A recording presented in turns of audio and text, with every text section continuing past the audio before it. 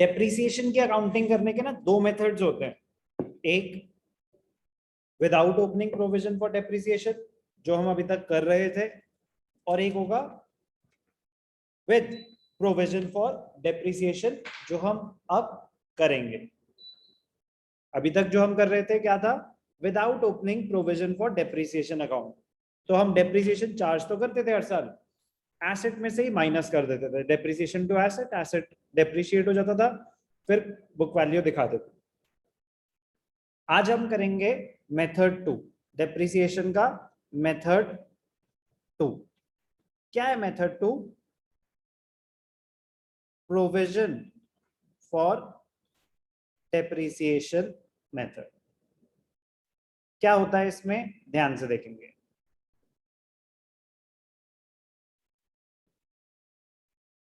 In this case, depreciation will be calculated annually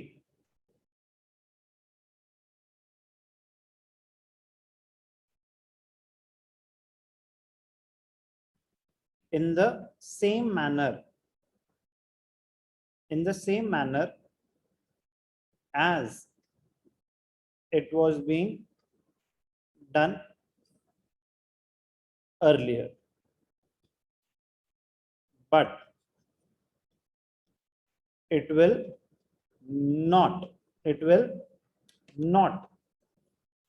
be deducted. It will not be deducted from the asset. The following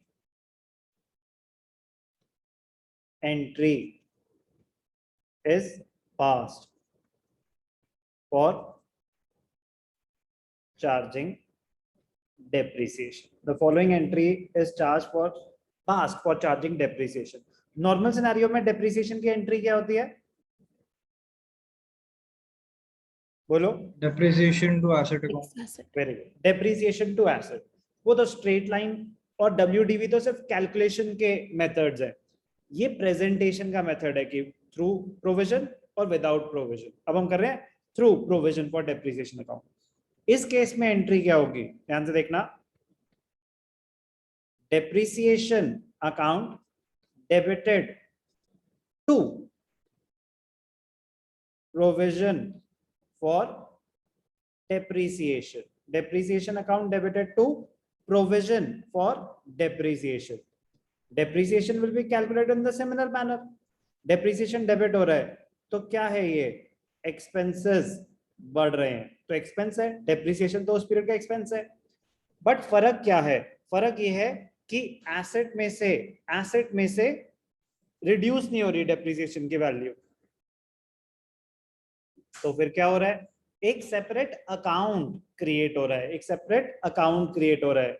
account का नाम क्या है, provision for depreciation. इसका दूसरा नाम क्या है, accumulated depreciation। accumulated depreciation, इसका नेचर क्या होता है, इट इज अ लायबिलिटी। तो लायबिलिटीज बढ़ रही है, increase in liabilities, credit. All provisions are liabilities. Liability क्यों है, कह रहे अभी तो आपने एसेट रिड्यूस नहीं करा, बट एसेट की वैल्यू तो गिरी रही है ना। आप बस एक सेपरेट अकाउंट में अक्यूमुलेट करे जा रहे हो। जब एसेट बेचेंगे तो एसेट में से एक साथ डेप्रिसिएशन माइनस कर देंगे। कह रहे फिर फायदा क्या है, फायदा ये है बेटा, अगर आप provision for depreciation account maintain नहीं करते, 3 साल के बाद एसेट की वैल्यू आ रही है 5,62,500, तो आपने कितने का खरीदा था बता सकते हो?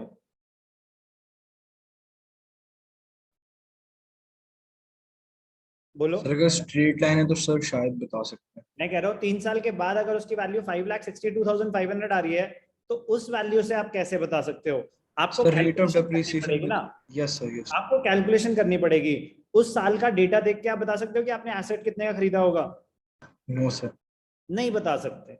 तो यस आप बोलो फिर तो 3 साल पुराना रिकॉर्ड देख लो या रिवर्स कैलकुलेशन कर लो, जो भी है आपको उस पर मेहनत करनी पड़ेगी ना, डायरेक्टली तो वो इन्फॉर्मेशन अवेलेबल नहीं है।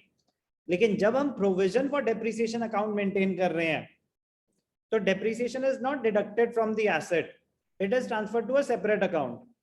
तो डेप्रिसिएशन भी हर साल कैलकुलेट हो रही है, बट एसेट में से माइनस हो रही है क्या? No sir. No sir. Asset में से तो माइनस हो ही नहीं रही। Depreciation will be deducted from the asset. Depreciation will be deducted from the asset. Depreciation will be deducted from the asset only at the time of sale. Only at the time of sale of the asset.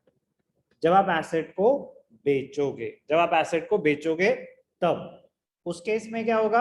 Entry क्या पास होगी? The following entry will be passed in that case. क्या entry पास होगी? Provision for depreciation account, provision for depreciation account debited to asset account. Asset credit क्यों हो रहा है? आपके assets की वैल्यू गिर रही है अब दिखा रहे ना हम। और प्रोविजन डेबिट क्यों हो रहा है? जो आपने लायबिलिटीज क्रिएट और कर रखी थी वो राइट ऑफ हो रही है। खत्म ना, लायबिलिटीज खत्म, अब प्रोविजन का बैलेंस खत्म, उतने से हम डायरेक्टली एसेट में से डिडक्शन दिखा देंगे। इस एंट्री के बाद एसेट में से डेप्रिसिएशन माइनस हुई है, बट जब तक मैं प्रोविजन माइनस नहीं करता तब तक मैंने एसेट कितने का खरीदा है वो वैल्यू भी मेरे पास है, और आज तक उसके ऊपर डेप्रिसिएशन कितनी लग गई है वो वैल्यू भी मेरे पास है। तो दो एंट्रीज हैं बस जो ध्यान रखने वाली हैं, एक for charging depreciation, depreciation to provision, और दूसरा जब आप एसेट बेचोगे तो एसेट पे आज तक कितनी डेप्रिसिएशन लग गई है उस चीज की। तो ध्यान से देखना। एंट्रीज में कोई doubt? No sir.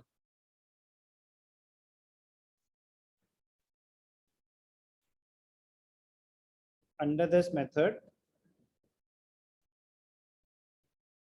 two separate accounts are prepared.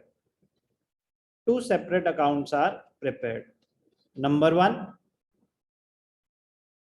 asset account. This is maintained at original cost. Normal scenario में क्या होता था? The asset account was maintained eight book value. आप खरीदते थे, वो डेप्रिशिएट होता था, तो साल के एंड में जो वैल्यू आती थी वो ओरिजिनल कॉस्ट होती थी या डेप्रिशिएटेड वैल्यू और book value? Book value. Book value normal scenario में। When provision for depreciation account is maintained, two separate accounts will be prepared. Asset account, it will be maintained at original cost. आपने कितने का खरीदा? 10 लाख का खरीदा है, वो 10 लाख पे रहेगा 4 साल के बाद भी। उस पर जो डेप्रिसिएशन चार्ज होती जा रही है वो एक सेपरेट अकाउंट में जाएगी, उसका नाम क्या है? Provision for depreciation, provision for depreciation और accumulated depreciation account। तो दो सेपरेट अकाउंट्स बनेंगे। ये ध्यान रखना है कि जब भी प्रोविजन मेंटेन होता है तो asset is maintain at its original cost. Depreciation calculate करने का मेथड बिल्कुल भी चेंज नहीं हुआ है, जैसे ओरिजिनल कॉस्ट में होती थी वैसे ही कैलकुलेट होगी, जैसे WDV में होती थी वैसे ही कैलकुलेट होगी। तो अमाउंट ऑफ डेप्रिसिएशन तो आप जैसे कैलकुलेट कर रहे थे वैसे ही है। अब बात हो रही है जर्नल एंट्रीज और प्रिपरेशन ऑफ अकाउंट्स की। तो डेप्रिसिएशन की एंट्री डेप्रिसिएशन टू एसेट की जगह क्या हो जाएगी? Depreciation to provision for depreciation. Asset में से माइनस ही नहीं हो रहा, एक सेपरेट अकाउंट में डेप्रिसिएशन अक्यूमुलेट होती जाएगी, होती जाएगी, होती जाएगी। कब तक होती जाएगी? जब हम एसेट बेच रहे हैं तब डेप्रिसिएशन जो उस पर्टिकुलर एसेट पे अक्यूमुलेट हो चुकी है वो एसेट में से माइनस कर देंगे। तो फिर क्या होगा on the date of sale? Original cost जितने का आपने एसेट खरीदा था, आज तक जितनी डेप्रिसिएशन चार्ज हो गई वो सारी डिडक्ट कर दी, तो आ जाएगी एसेट की बुक वैल्यू। Yes sir. तो फिर कैलकुलेशन ऑफ प्रॉफिट और लॉस भी एग्जैक्टली सेम होगी जैसे हम पहले करते थे। आराम से इसको रीड करेंगे। मैं इसकी जो सबसे बड़ी एडवांटेज क्या है कि आपके सामने दोनों वैल्यूज आ रही हैं। एसेट आपने खरीदा कितने का था, ओरिजिनल कॉस्ट वो भी आपके सामने आ रही है, और आज तक उसके ऊपर डेप्रिसिएशन कितनी लग चुकी है वो भी आ रही है। तो दोनों वैल्यूज आपको क्लियरली दिख रही हैं।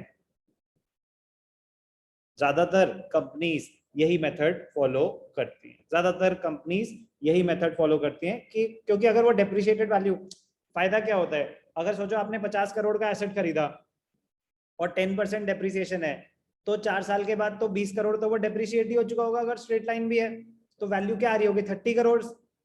लेकिन सेम चीज जब मैं आपको प्रोविजन के थ्रू दिखाऊं कि एसेट है मेरे पास 50 करोड़ के, उनके ऊपर आज तक डेप्रिसिएशन लग चुकी है 20 करोड़ और आज की डेट में उनकी बुक वैल्यू है 30 करोड़, तो लेकिन एसेट्स की वैल्यू क्या दिख रही होगी ऊपर ऊपर से, 50 करोड़ या 30 करोड़? 50 crore. 50 करोड़। फर्क है ना कि मतलब एक इन्वेस्टर को अट्रैक्ट करने के लिए कि हमने 50 करोड़ के एसेट्स खरीदे हुए हैं, तो और वो कुछ झूठ थोड़ी ना बोल रहे हैं, 50 करोड़ के एसेट थे, अक्यूमुलेटेड डेप्रिसिएशन भी वो अलग से दिखा रहे हैं, आपको उनकी बुक वैल्यू निकालनी है। बुक वैल्यू उनका लॉजिक होता है ये एसेट अपने बेचने के लिए रखे हुए हैं या ओन यूज के लिए। Sir own use. Own use के लिए, तो मुझे क्या फर्क पड़ता है कि आज की डेट में उनकी वैल्यू क्या है, बट अकाउंटिंग कहते हैं कि नहीं आपको डेप्रिसिएशन तो कैलकुलेट करनी पड़ेगी, तो सारे ऑब्जेक्टिव्स भी फुलफिल हो जाते हैं और प्रेजेंटेशन भी बेटर हो जाती है when we use provision for depreciation method.